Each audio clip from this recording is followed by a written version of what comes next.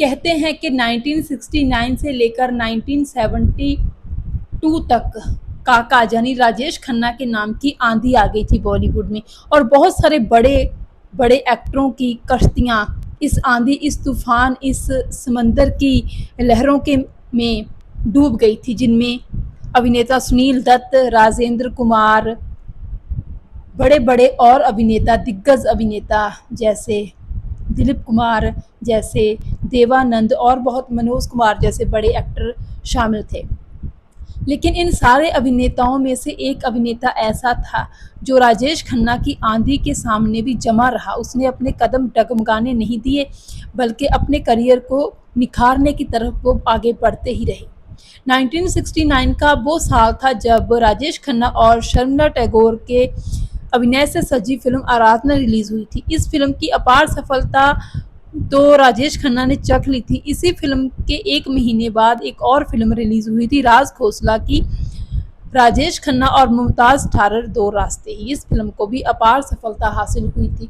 फिर तो एक के बाद एक राजेश खन्ना की लगातार हिट फिल्में आने लगी और ये 17 फिल्में देने के बाद ही आंधी थमी थी, और बहुत बड़े बड़े अभिनेता अपने आप को फेल मानने लगे थे और उन ये समझने लगे थे कि 4-5 साल में उनका पूरा करियर डूब जाना है, ऐसा सबको लगता था। लेकिन इन सारे अभिनेताओं के बीच में से एक ऐसा अभिनेता भी रहा जिन्होंने कभी ऐसा फील नहीं किया, बल्कि वो अपने लक्ष्य की ओर बढ़ते चले गए। अभिनेता धर्मेंद्र, जिन्होंने बहुत सारी हिट फिल्में बॉलीवुड को दी हैं, लेकिन ये वो दौर था जब राजेश खन्ना का एक पूरा का पूरा करिश्मा चल रहा था, पूरे के पूरा उनका ही ऑरा था, हर कोई उनकी सफलता का दीवाना था। ये वो दौर था जब घर में पैदा होने वाले बच्चे का नाम राजेश खन्ना के नाम पर राजेश ही रखा जाता था। हालांकि 1969 से लेकर 1971 तक ये दौर चला, और इसी दौर में राजेश खन्ना ने बहुत सारी फिल्में दी, जिनमें से ज़्यादा फिल्में उनकी सोलो हिट फिल्में थी। लेकिन फिर भी जो बड़े बड़े और दिग्गज कलाकार थे जैसे मनोज कुमार, राजेंद्र कुमार, सुनील दत्त, देवानंद, शम्मी कपूर, ये सारे के सारे फ्लॉप हो गए थे। इनके घर में बैठने की नौबत आ गई थी। लेकिन अभिनेता धर्मेंद्र ने हार नहीं मानी थी, वो बस अपने स्टाइल में आगे बढ़ते जा रहे थे। फिर इस आंधी को रोकने के लिए एक और तूफान आया, जिसका नाम था 1973 में जिसकी फिल्म रिलीज़ हुई थी, जंजीर। जी हाँ, बात कर रही हूँ अमिताभ बच्चन की। जंजीर फिल्म के बाद एक एंग्री यंग मैन की छवि जो जावेद अख्तर ने बनाई थी, वो बन गई, और इसके बाद 1975 में दीवार आ गई, और उसके बाद 1975 में ही शोले फिल्म आ गई। शोले फिल्म आते आते तो राजेश खन्ना का जो सिक्का था, जो दांव थी उनकी, वो बिल्कुल ही ख़त्म होने की कगार पर पहुंच गई थी। आपको बता दें कि राजेश खन्ना की 70 के दशक में सबसे बड़ी हिट फिल्म जो आई थी वो रोटी थी, मुमताज़ के साथ 1974 में ये फिल्म रिलीज़ हुई थी। उसके बाद तो 70 के दशक में उनकी एक के बाद एक फिल्में फ्लॉप ही होती रही थी।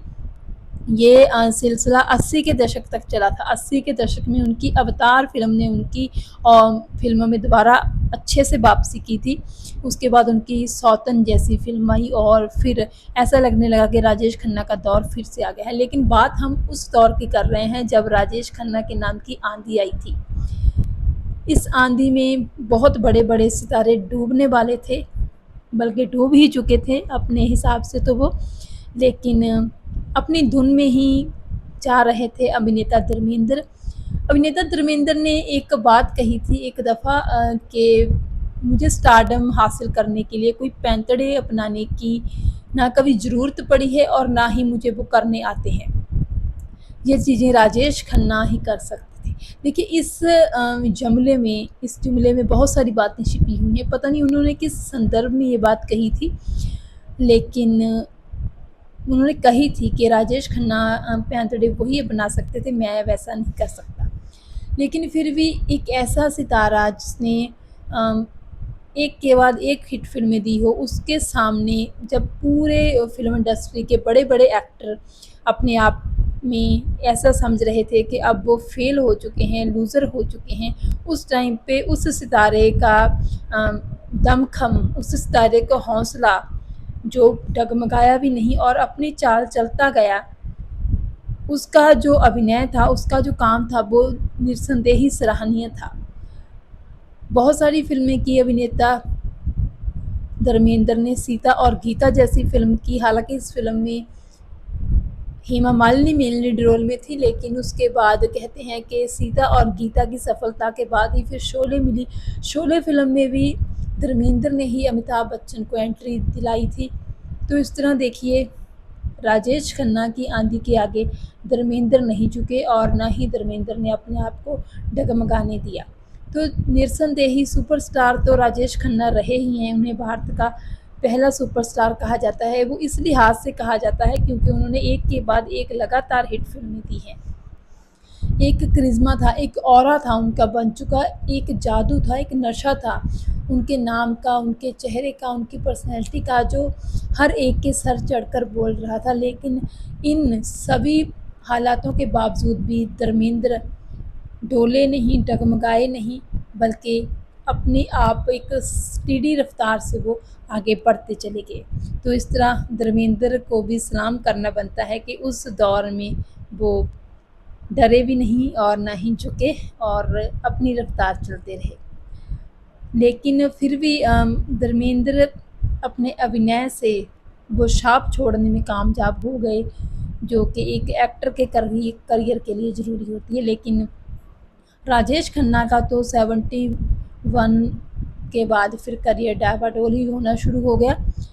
इसके बहुत सारे कारण कहे जा सकते हैं। राजेश खन्ना ने अपने अभिनय को सिर्फ रोमांस तक ही सीमित रखा। उन्होंने एक्शन हीरो बनने की अपनी छवि को एक्सपेरिमेंट किया ही नहीं और ना ही उन्हें कॉमेडी की तरफ रुख किया। लेकिन इसके विपरीत धर्मेंद्र में एक्शन हीरो बनने की भी क्षमता थी और उसके बाद वो कॉमेडी भी कर लेते थे, रोमांस भी कर लेते थे, हर तरह का वो इमोशन से भरा हुआ रोल कर लेते थे। यही वजह थी कि जब राजेश खन्ना की आंधी ख़त्म हुई तब भी धर्मेंद्र वैसे ही चल रहे थे। उसके बाद जब अमिताभ बच्चन का समय आया तब भी धर्मेंद्र वैसे ही चल रहे थे। इस बात में उन्होंने बिल्कुल कोई कॉम्प्रोमाइज़ नहीं किया।